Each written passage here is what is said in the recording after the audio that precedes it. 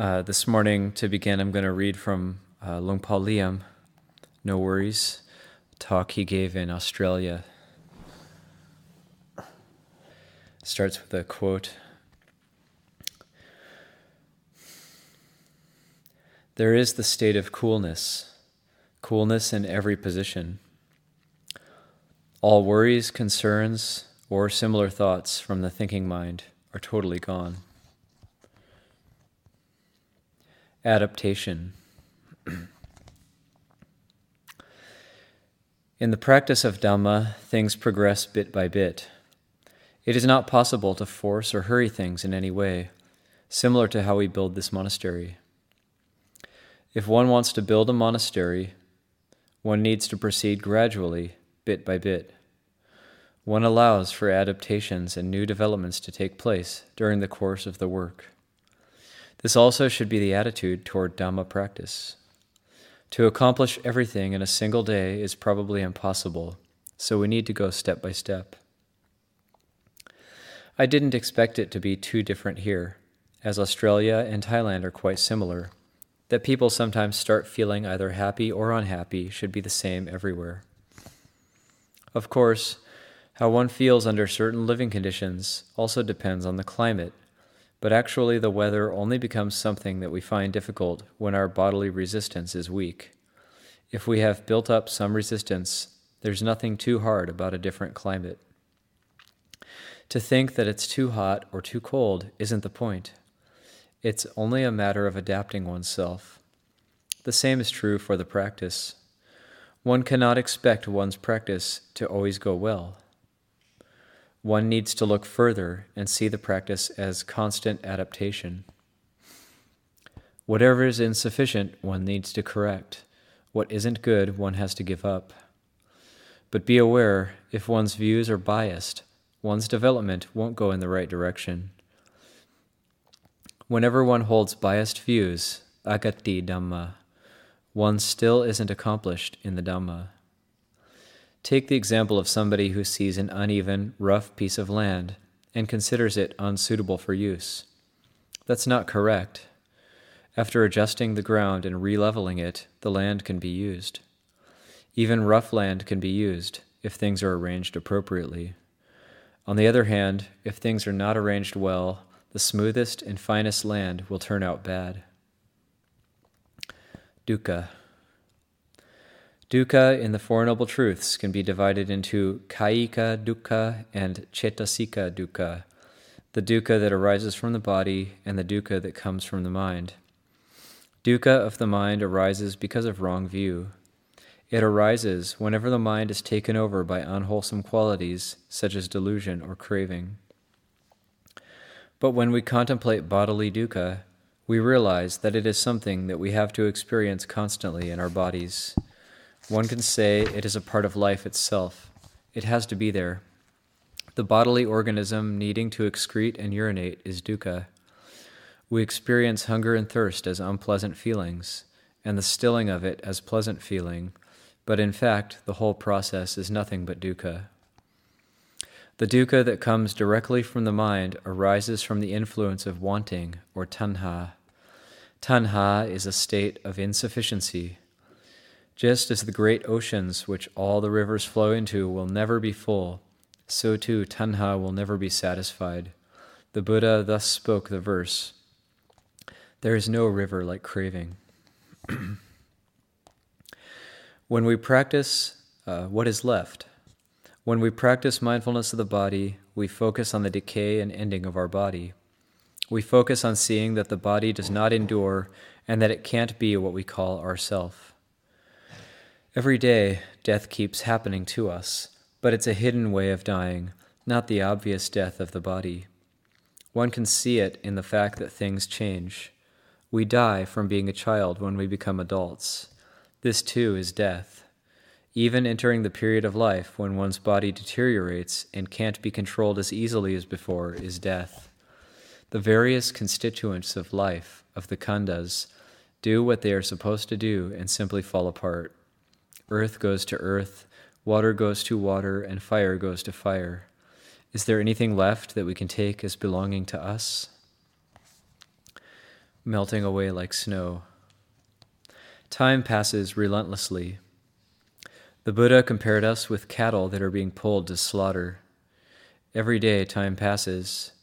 Our lifespan is like a dewdrop resting on the tip of a blade of grass, or like the fallen snow that one makes into a snowball.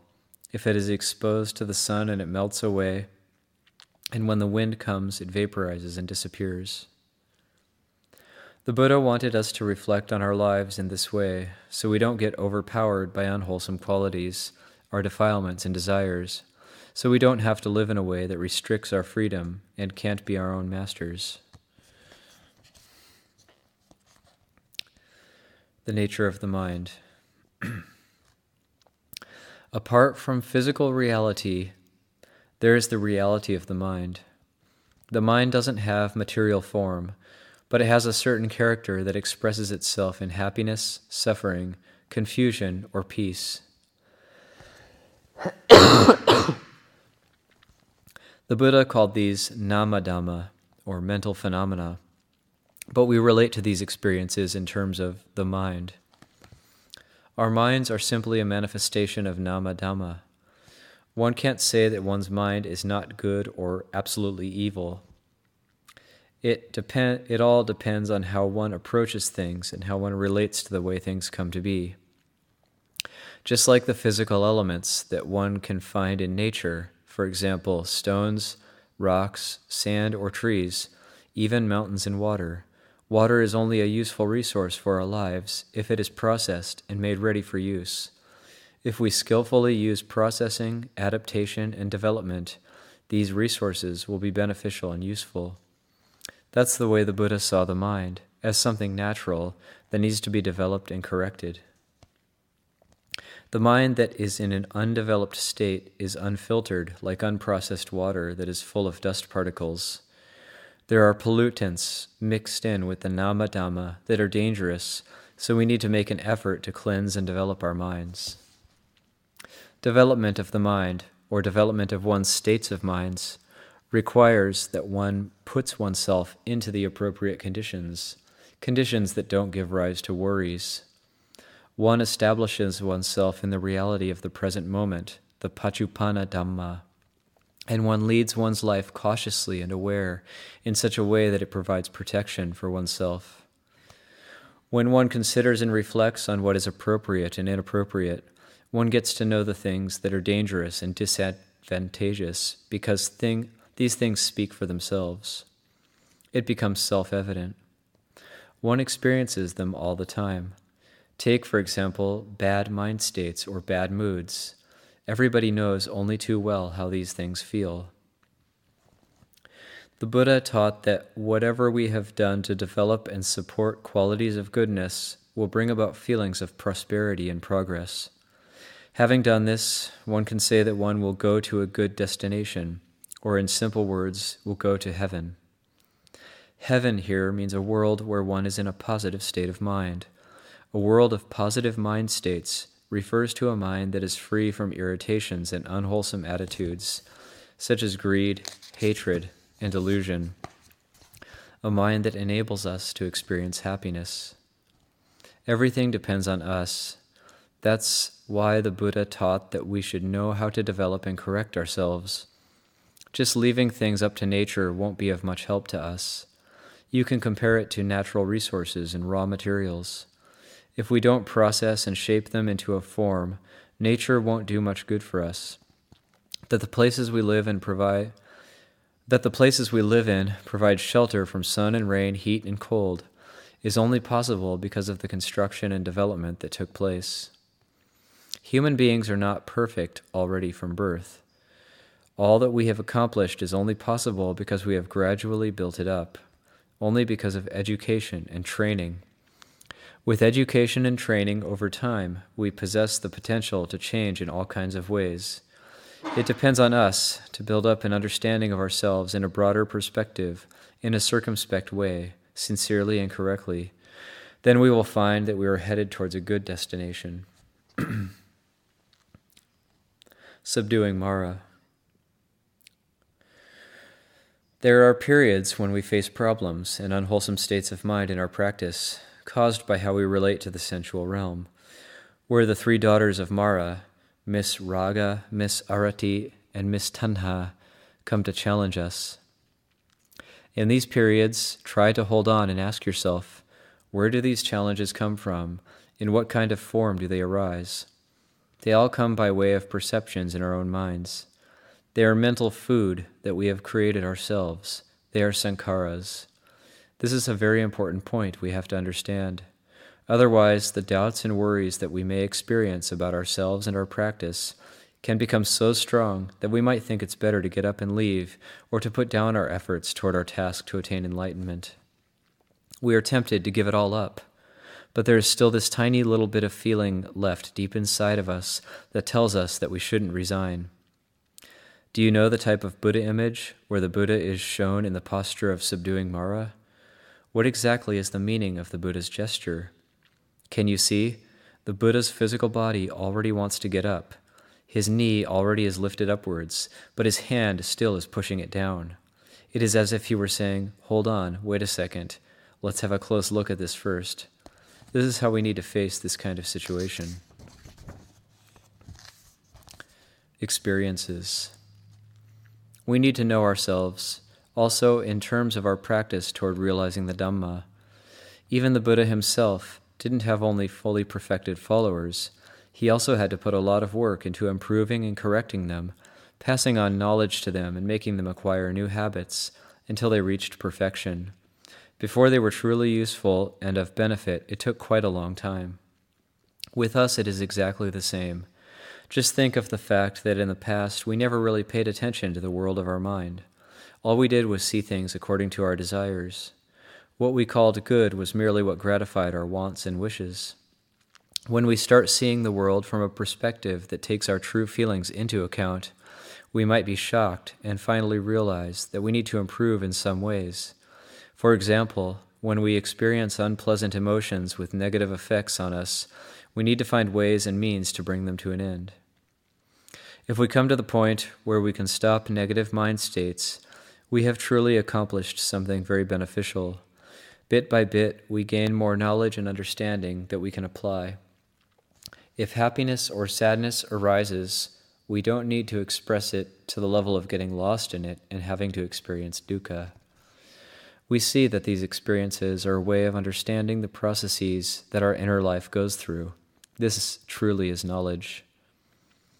Independent of the meditation object we choose, we already possess the means to become peaceful. We only need to focus on letting go of hindering attitudes that give rise to grasping and identification, the likes and dislikes or the worldly dhammas that otherwise may overpower us.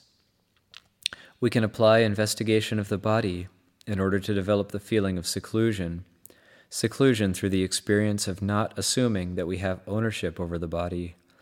We try to see the body simply as a manifestation of elements and aggregates that exist in line with nature. What we are, male or female, or anything at all, is differentiated and characterized by the names and conventions of society, but in essence, people's experiences are the same. The suffering everyone experiences is the same. The happiness or unhappiness, the feeling of satisfaction or disappointment is the same. This is where we need to focus. If we realize that our own body and the bodies of other people are essentially the same, we can experience a state of mind that is conducive to the stilling of desire and craving. In the end, there aren't any differences between people. We will start seeing other people in an unprejudiced way. The feeling that somebody is superior, inferior, or on the same level as someone else won't arise. We don't assume we are any better or worse than others, or equal to them either. Through maintaining this attitude toward ourselves, we cultivate an awareness that is not blocked by the conceit and bias of self-importance. This is the way we practice kayagata sati, contemplation of the body. If we attain to seclusion, we call it kaya viveka, seclusion of the body. Having a body is like a material object we can use, like the alms bowl. The alms bowl is merely a container to receive food for our use at mealtime. It's just a vessel. Similarly, our body is just a vessel for inquiry, giving rise to an understanding of reality. Speaking about seclusion, in truth, how secludedly we live depends on ourselves, at least to some extent. However secluded the dwelling that we have been allotted by the community may be, we need to be content with it and start doing our duties as samanas there, all on our own. Whatever the practices, duties, and routines are, we just keep on doing them by ourselves. We train to have an attitude of self-responsibility. The way we feel is entirely our own issue. It's no one else's business. Others cannot really know our experiences. It is entirely our own task to examine our character traits and habits. Are we the sensual type of person, the angry type, or the deluded type? Sometimes these characters are mixed. A person can be both the sensual and angry type, or the sensual and deluded type, for example. To have character inclinations like this is natural, but the attitude we should have toward them is to want to uproot them, make an end of them. In order to do this, we need to aim at peaceful mind states and apply the respective means that lead us to peace. Human beings are beings that live in society, and there has to be communication, so inevitably we need to relate to all kinds of different impingements coming from society. We need to face the whole variety. So the Buddha advised us to lead our lives consciously aware, with mindfulness and clear comprehension, in the very moment that we get into contact with the world. There is the eye that sees forms and shapes. There is the ear that hears sounds, the nose that smells odors, the tongue that tastes, the body that feels contact, and finally there are images arising in the mind caused by these objects. All these experiences need filtering. They need to be faced with caution. That means in a way that enables one to understand all the various impingements that occur. If one sees things clearly, all these objects will lose their value by themselves. This process is just like when we are together with children. Children find a lot of fun in playing around. But if we see the toys of a child, we probably all agree that they are meaningless. A puppet, for example. If we look back on our experiences, after some time, we start to see them as merely a heap of trash, as something that isn't of any real use. We don't give importance to these things anymore. Whether it's anger, greed, or delusion, desire, aversion, or ignorance, all this we will see as heaps of trash. Trash is probably not something all too desirable for people. No one sees any value in trash, so it fades away from our consciousness. The mind state of anger fades away. The mind state of greed fades away. Eventually, seclusion from these states arises. Seclusion from association with society arises. Seclusion from the society of what the eye sees, the ear hears, and the nose smells. When the feeling of seclusion has arisen, there is shade and coolness, and we experience that we have a refuge. Having a refuge grants us freedom from worries. It feels like living in a house, sheltered from the sun and rain, the heat and the cold. There is nothing that can cause us trouble. The Buddha suggested for people that practice together in groups and are interested in the welfare of their community to give each other the invitation for admonishment. The Buddha called this pavarana, to give each other the opportunity. In the conventional framework of this monastic society, pavarana is a formal communal duty. It means to grant each other the opportunity for encouragement and constructive critical comments. Criticism here is not done with a mind state that is fixed on one's views, opinions, or conceit. It is simply meant to point out issues that arise or warn each other about potential problems.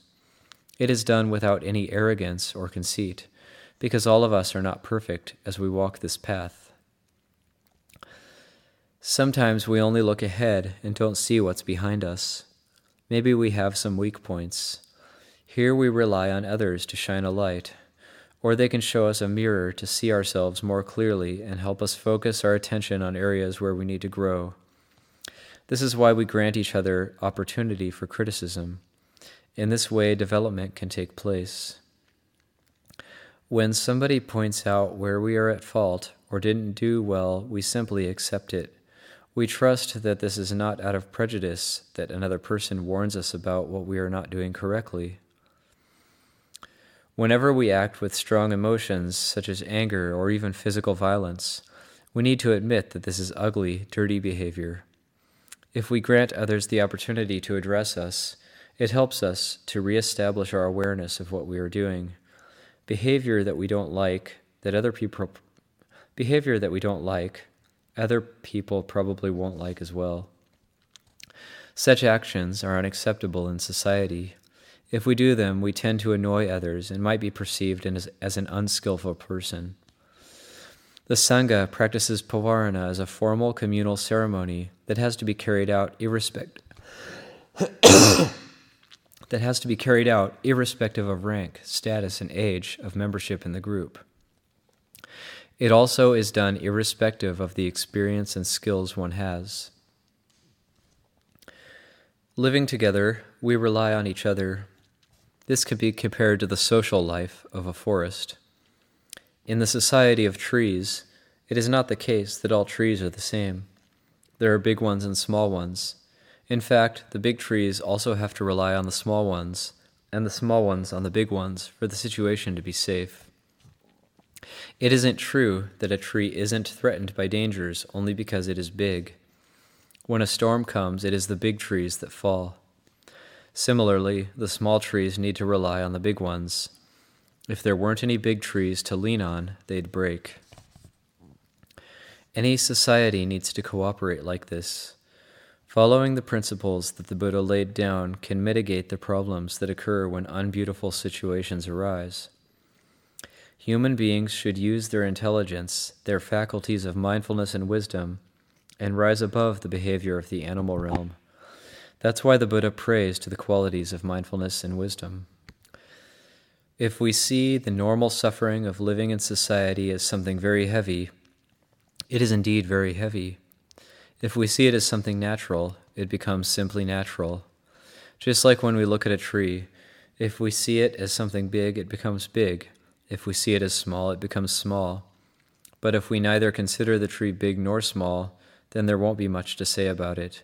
It becomes utterly normal in that way.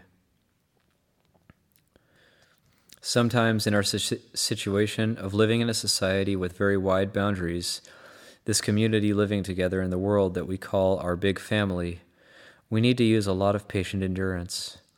When situations arise where we have the feeling that we don't know where we are at, we might carelessly do something wrong, so we generally should be able to patiently hold ourselves back a bit. Patient endurance is a kind of energy. It is just like the energy that is generated from the dam of a reservoir that contains water, like we have here close to Melbourne. Patient endurance, similarly, is a potential ready to benefit us. We patiently endure circumstances where we come into contact with emotions from people around us. Whether we receive what we wish or not, we endure patiently. If it is the case that we can let go of things and put them down, patient endurance becomes renunciation or sacrifice in and of itself, an important quality for mutual support in society that gives us a better understanding of life. Leave it there.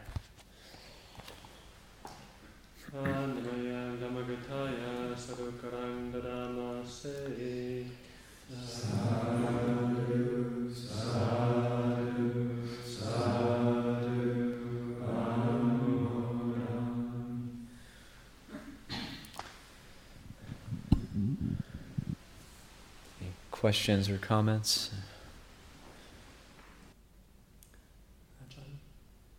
At one point he says that we should try to avoid putting ourselves in a situation where we worry, and I'm wondering, is that in the sense of avoiding acting in ways that make us worry, or generally like avoiding difficult situations, because I feel like we have to face a difficult situation sometimes. I think what he's referring to, for these recordings, I was asked to maybe repeat the questions, but I'm going to see if these floor mics pick it up. We'll test the recording afterwards and see if it picks it up. But in terms of situations where you might worry, I think he's talking about like a situation where you might break your precepts, break your sila, and then that's a situation you put yourself in where you would become worried because the whole sila virtue is for freedom from remorse, freedom from worries. So I'm almost sure that's what Lungpa is referring to in that, because it's independent of the external world. He's always saying, no matter what is happening around us, we can be free of worries if we have a refuge in ourselves. Yeah. But sometimes it's good to test ourselves maybe in difficult situations, or it's okay that we might have anger or greed arise, but we learn how to deal with that. It's not that we try to avoid or hermetically seal ourselves off so we never experience anything difficult, but it's more we try to develop a refuge in ourselves. Okay, well, we can get on with our meditation.